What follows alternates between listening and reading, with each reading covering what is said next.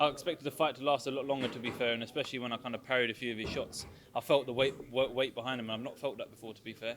And then when I landed my own, before you know it, he was down, and I kind of knew once that happens, I know how to finish a fight, and that's exactly what I've done.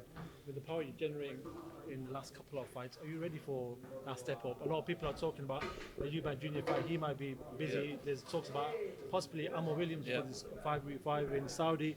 Are you ready for that step up to world level? Yeah, I believe so. I mean, we won't actually know until I get in the ring with these fighters, but I believe give me enough time, give me a camp, and I'll turn up and I'll show up and I'll definitely get the wins.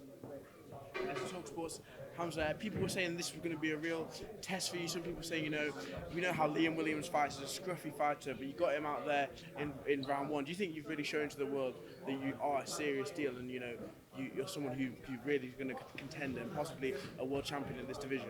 I'd like to hope so.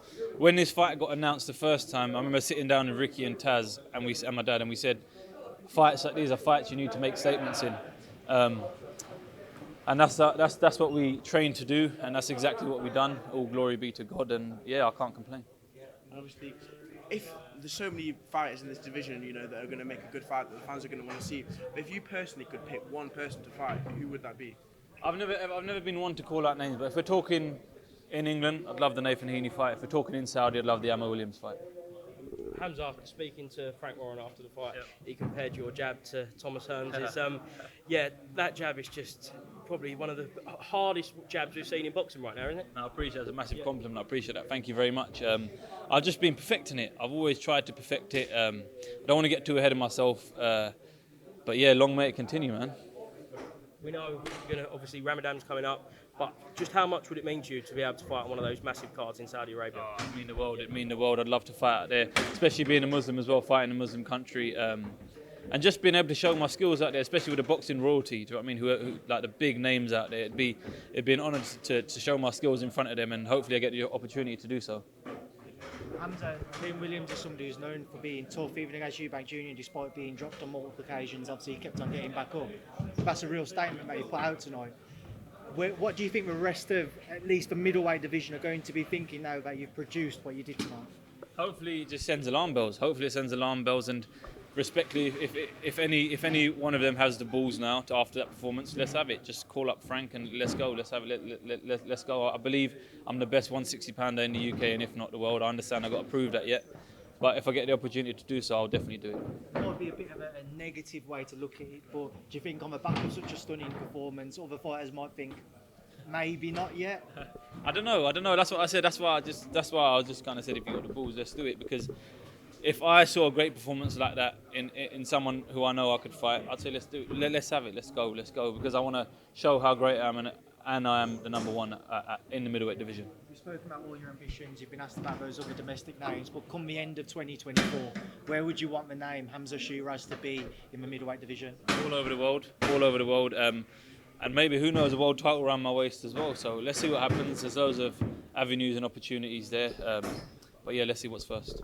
Final one from me. You mentioned going all the way around the world with your name. I asked you at the workout a couple of weeks ago about trying to break that American market as you're training out there now.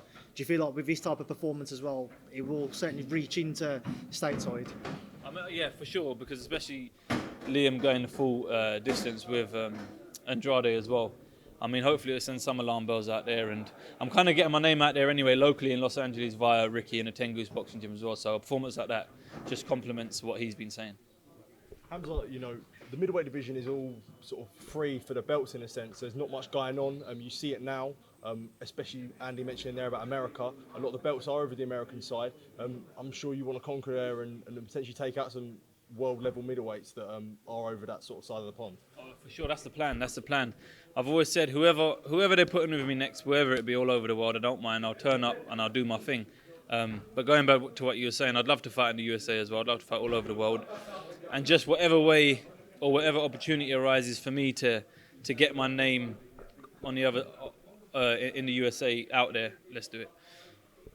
Do you think that because of some of the doubts regarding Liam Williams' chin after the Chris Eubank Jr. fight, that you might not get the credit for doing what you did tonight? No, we said this in the interview before. I said, listen, if I beat him, that's what they're going to say. It's always the case. Everyone's got opinions. It is what it is. I'm happy with the performance. My promoter's happy with the performance. And at the end, it's all about entertaining. And it's not easy to knock people out. It's not as easy as it looks, or as easy I've been making it look. It's pretty hard, to be fair.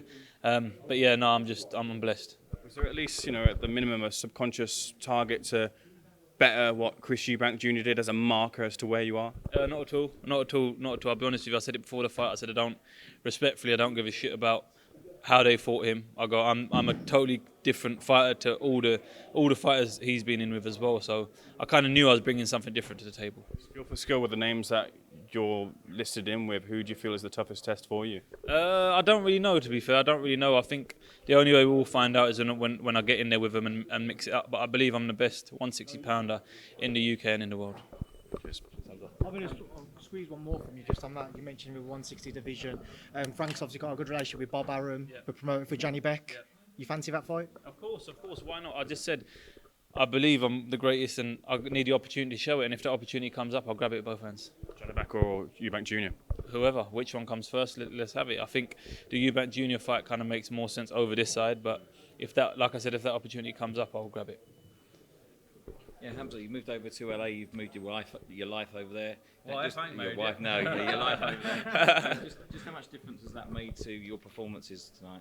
Massive difference. I mean, you come out there. It was good to have you out there. You saw just a little bit of the work we put in, and thanks to Ricky to be fair in the 10 Goose gym, having Joe Goosen about in the gym here and there, and getting advice off him, of a Hall of Famer promoter, Wally as well. All these guys out there.